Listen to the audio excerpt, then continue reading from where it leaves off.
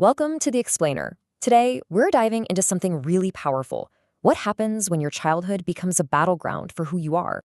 We're going to explore the true stories of two women, born into worlds that tried to strip them of their dignity right from a very young age.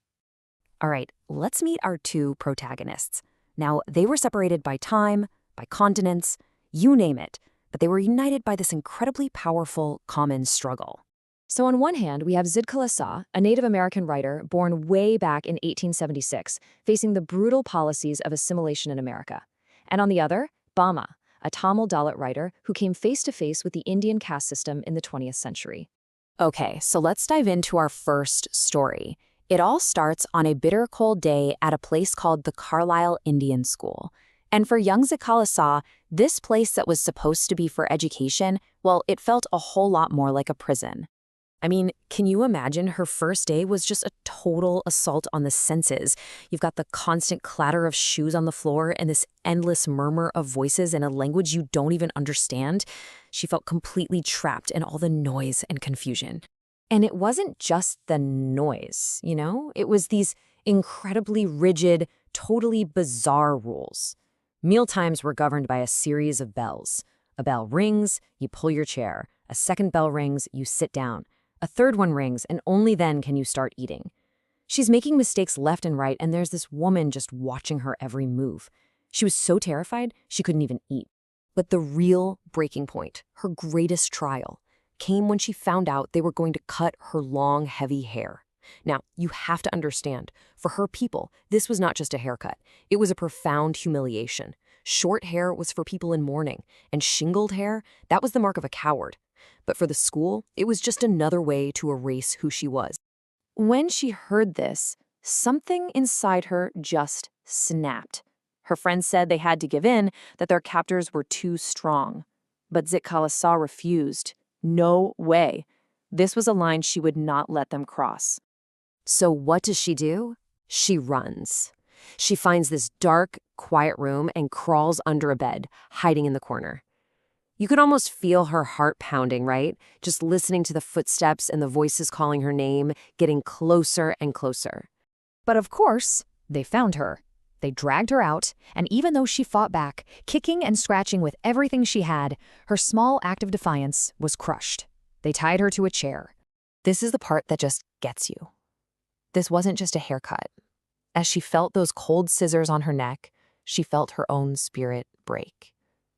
In that moment, she was no longer a person. In her own words, she was just one of many little animals driven by a herder, just completely dehumanized. Okay, now let's switch gears. We're going to jump ahead several decades and travel thousands of miles away. And you'll see how this next story builds a parallel theme of a painful awakening. Bama's story starts not with fear, but with pure, absolute childhood joy. Her walk home from school was supposed to take 10 minutes, but for her, it could stretch to an hour. Why? Because the street was a total carnival of wonders. Snake charmers, performing monkeys, all kinds of delicious snacks. It was amazing. So one day, she sees something she thinks is just the funniest thing ever. An elder from her community is carrying a packet of snacks, but in this really peculiar way. He's holding it by the string way out in front of him, making sure his body doesn't touch it at all. To a little kid, this just looked hilarious. So she runs home, super excited to tell her older brother Annan about this funny scene. She acts it all out, expecting him to laugh with her. But he's not amused. Not one bit.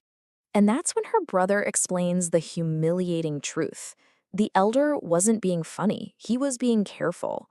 Because they belonged to a lower caste, their very touch was considered polluting by the upper caste landlord the snack was for. The man couldn't even touch the paper wrapping for fear of contaminating it. And in that single instant, Bama's whole world just shattered. Her laughter turned to sadness, and then to this hot, furious anger. How could one human being think another was so disgusting? The injustice of it all just infuriated her. So you have these two experiences, right, worlds apart. One, a violent physical act. The other, a moment of social realization. But both girls arrived at the exact same painful conclusion about their place in the world. The common thread is impossible to ignore. Whether it's through racial assimilation or the caste system, the underlying goal was the same: to strip people of their dignity and make them feel less than human. And what's so powerful is that for both Zitkala-Sa and Bama, these humiliating experiences weren't the end. Not at all. They were the beginning. They planted the seeds of a rebellion that would define the rest of their lives. But their stories aren't just about the pain they went through. They're about how they responded. And the path forward for both of them is really captured in a piece of advice Bama got from her brother. He told her, "Look, because of our caste, we are stripped of respect from the day we're born." But then he gave her the key. He said, "Education. If we study hard and make progress, that is how we can throw away these indignities." That was the one tool they had to fight back. And that is exactly what they did. This advice became their life's mission. Both women pursued education relentlessly. They became powerful writers and activists, using their voices and their stories as weapons against the very systems that tried to silence them. Their stories really leave us with this powerful question.